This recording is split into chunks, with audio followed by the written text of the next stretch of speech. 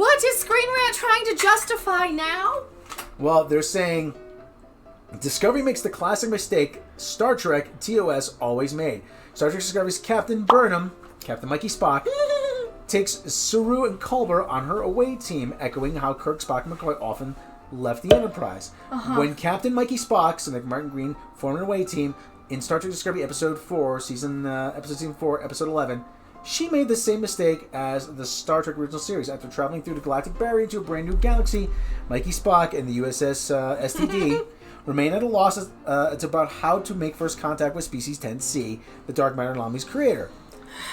Mikey's away mission to explore Species 10C, abandoned homeworld echoed Star Trek TOS trope, makes little sense considering the command structure of the starship. Star Trek the original series often saw James T. Kirk, William Shatner, Mr. Spock, Leonard Nimoy beam down to a strange new world together. They were usually accompanied by Dr. Leonard McCoy, DeForest Kelly. As lead characters of Star Trek, it made sense for television reasons for Kirk, Spock, and McCoy would have an action of episode revolve around them. In most cases, when Kirk, Spock were away, they left Scotty, there you go, Chief Engineer, or Mr. Sulu, the helmsman in charge of the USS Enterprise, when neither should realistically be in command. BS. Scotty's the Chief Engineer, he was third in command. And he was a senior officer. Yet the captain and the first officer, along with the chief medical officer, regularly left the ship together to visit unknown planets, which usually led to a crisis and flies in the face of common sense and military command. Oh, now you're concerned with military command structure. They have been on about how this not a military environment for how many years with Discovery? Because Mikey Burnham has been trying to overrun and argue with and be insubordinate to every commanding officer she's had in the past 3 seasons. And now that she's in command, now and all of a sudden the chain of command matters. In Star Trek Discovery Season 4, Episode 11, Rosetta, United Federation Planets, President Lyra Rilak, played by Chella Horstow, called out Captain Mikey Spock for making the same mistake as Kirk and Spock, faced with a 20-hour deadline. Yeah, but Mikey Spock says, I have to be right. And that sums up pretty much the entire series. All right, okay. What else is it? This is just stupid. It's stupid. This is a nonsensical waste of time. The other one is the more important one. You want to pull that one up? Where? The Screen Rant one about how JJ's cast is supposed to be better than the TOS cast. Robert Meyer Burnett tweeted about that a couple days ago. Now, this is the article that really honked me off. JJ Abrams' Star Trek reboot saw the franchise characters recast for the Kelvin timeline, and it's actually an improvement on the original series by Neal Gray, whomever that is.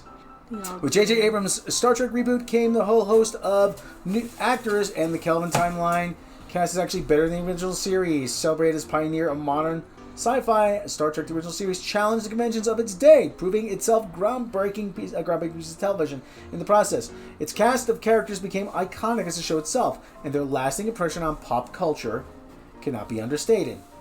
However, by the time Star Trek was given its first movie franchise, its actors were aging. Yeah, no kidding. We're in the middle of the cooking stream, which is why we're in the kitchen. And we just taking an article break. The resulting films vary in quality, but they continued the franchise and kept the fans' interest in Star Trek alive, eventually paving the way for new shows with new casts. However, in 2009, Jughead Abrams rebooted Star Trek, bringing the story of Captain Kirk and the crew of the Enterprise to life for a younger and wider audience. They made it younger, wider, and dumber audience.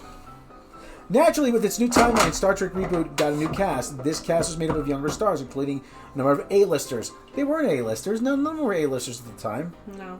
And celebrated actors that rekindled audiences' interest in the franchise. In many ways, for a time being, but now that interest is in many ways, the new cast members are actually better than Star Trek. Better for Star Trek than its cast than the original series was.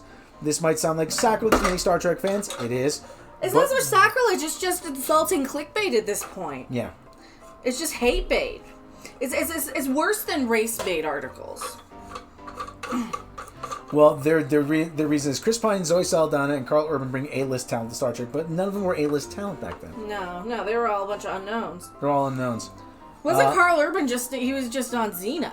Anton Yelchin and Simon Pegg deliver more authentic accents than their predecessors. That's laughable. Anton Yelchin's bad Russian accent. And Anton Yelchin... They just say nice things about him because he's no longer with us. Anton Yelchin is a native Russian speaker. So Zachary Quinto Spock is more in touch with his human half than Leonard Nimoy's.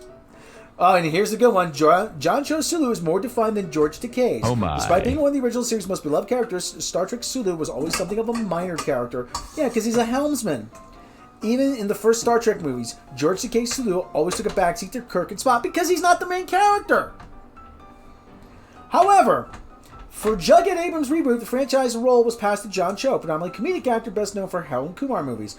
And with the new movies, Sulu was suddenly far more well-rounded and interesting character. Takei's performance as Sulu was always excellent, but Cho's version has been better fleshed out in the new Star Trek reboot movies. He's given more screen time and dialogue, and Star Trek Beyond revealed that Sulu has a daughter and is openly gay, showcasing yet another way in which Star Trek succeeds at... Diversity, inclusion. Diversity. All right. You made the character gay against the original actor's wishes, though.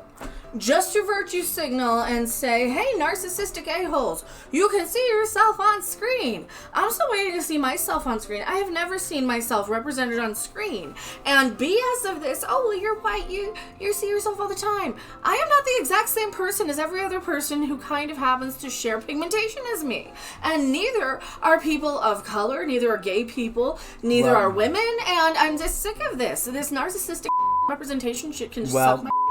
Well, they've said combining those makes reboots cast superiority to that of the original series a simple matter of evolution, which is exactly how it should be for the beloved franchise. Listen, you knew it was going to piss off. This is why you turn off the comments on this. Oh, they turned off the comments. Yeah. They did this article on purpose. Yeah, it's a propaganda article. Yeah. So, Screen Rant. How many fingers am I holding up? And John Cho is not a better Sulu. Saying that John Cho is a better Sulu is just ridiculous. I am Mecha, and we're going back to making some pasta here. Don't you go anywhere. Thanks for watching. If you liked it, make sure to hit that like button. And if you want to see more, don't forget to subscribe. See you in the next video. Bye!